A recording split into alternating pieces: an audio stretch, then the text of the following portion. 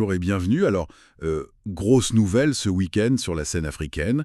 Le Rwanda a annoncé son retrait quasi immédiat de la Communauté économique des États d'Afrique centrale, la CEAC. C'est une annonce choc. Oui, bonjour. Une annonce assez brutale, effectivement, et on va essayer de comprendre un peu mieux ce qui se passe, en se basant notamment sur une dépêche de l'agence chinoise qui a été reprise par le journal chrétien hier, le 9 juin. Tout à fait. L'objectif, c'est vraiment de décortiquer les raisons que donne le Rwanda et surtout de voir comment ce contexte très tendu avec la RDC, la République démocratique du Congo, est au cœur de cette décision. Exactement. Et d'ailleurs, le Rwanda ne mâche pas ses mots, hein. Ils accusent clairement la RDC d'avoir instrumentalisé l'organisation régionale. Avec, d'après eux, le soutien d'autres membres. Bon, alors, rentrons dans le vif du sujet. Quelle est la version du Rwanda, précisément? Qu'est-ce qu'ils disent? Alors, le ministère rwandais des Affaires étrangères, il dénonce ce qu'il appelle une instrumentalisation manifeste. Ça se serait passé lors du dernier sommet, le 26e, à Malabo. D'accord. Et le grief principal, c'est quoi? C'est cette histoire de présidence tournante. Le Rwanda affirme que son droit à prendre la tête de la CELAC a été, je cite, délibérément ignoré. Ignorer pour faire quoi? Pour imposer la volonté de la RDC, c'est ça l'idée? C'est ça, pour imposer le diktat de la RDC, c'est le terme employé. Et ils ajoutent que ce n'est pas nouveau. Ah bon? Ils citent d'autres exemples? Oui, ils rappellent un incident précédent, leur exclusion du 22e sommet à Kinshasa en 2023. Une exclusion qu'ils avaient déjà jugée illégale à l'époque. Et c'était justement la RDC qui présidait ce sommet-là. D'accord. Donc il y a un passif. Et au-delà de ces incidents, qu'est-ce qu'ils reprochent d'autre à la CEAC? Plus largement, ils critiquent l'incapacité de l'organisation à faire respecter ses propres règles. C'est assez fort comme critique. Oui, c'est une remise en cause fondamentale. Tout à fait, et leur conclusion, elle est logique de leur point de vue.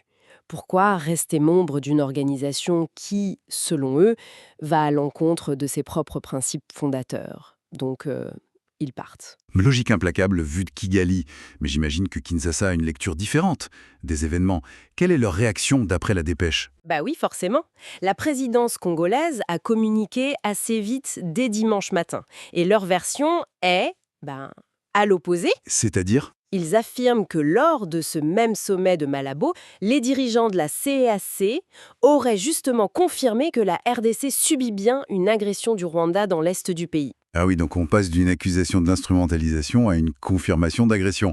C'est diamétralement opposé. Complètement. Et du coup, Kinshasa en profite pour réitérer sa demande, le retrait des troupes rwandaises du territoire congolais. D'accord. Et sur le point précis de la présidence tournante, qui est quand même le déclencheur affiché par Kigali, la RDC dit quoi? Alors, selon la communication congolaise, la CEAC aurait plutôt recommandé de maintenir la Guinée équatoriale à la présidence pour le moment. Ah, donc pas un refus direct au Rwanda, mais plutôt un report. Voilà, c'est ça. Un report de la passation au Rwanda, le temps que le conflit bilatéral soit résolu.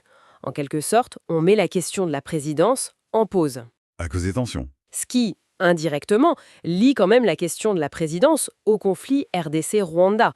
Ça montre bien que ce retrait, c'est pas juste une querelle institutionnelle, hein. Ah non, pas du tout. C'est clairement le symptôme d'une crise beaucoup plus profonde et ancienne entre les deux pays. Tout ça s'inscrit dans ce contexte de tension extrême. Oui, avec ce conflit persistant dans l'est de la RDC. Exactement. Kinshasa qui accuse Kigali de soutenir les rebelles du M23, ce que Kigali nie farouchement d'ailleurs. Ce clash diplomatique au sein de la CEAC, il est directement lié, imbriqué même, avec cette crise sécuritaire régionale. C'est fascinant de voir cet enchevêtrement. La diplomatie régionale qui cale à cause d'un conflit sur le terrain, et inversement. Et la CEAC elle-même, l'organisation centre de tout ça, elle a réagi officiellement au départ du Rwanda. Eh bien, pour l'instant, non. La dépêche de Xinhua le souligne bien. Pas de commentaire immédiat de la part de l'organisation. Silence radio, ça peut vouloir dire quoi? Embarras? Difficulté à trouver une position commune? Probablement un peu de tout ça, oui. C'est une situation très délicate pour la CEAC. Ok. Donc si on essaye de résumer un peu, on a le Rwanda qui part, très en colère, accusant la RDC d'instrumentaliser la CEAC et dénonçant un blocage sur la présidence. C'est ça. Et de l'autre côté, on a la RDC qui parle d'agression rwandaise, confirmée par la CEAC, et qui dit que la présidence est juste reportée. Le tout sur fond de conflits armés non résolus dans l'est du Congo. Bon. La question maintenant, c'est quelles conséquences? C'est la grande inconnue, oui. Quel impact ça va avoir sur la cohésion de la CEAC, sur la dynamique régionale en Afrique centrale, qui est déjà très compliquée? Oui, est-ce que ça peut fragiliser encore plus l'organisation, isoler le Rwanda, ou au contraire, créer de nouvelles alliances? C'est difficile à dire. Très difficile. Et ça soulève une question plus large, en fait. Laquelle?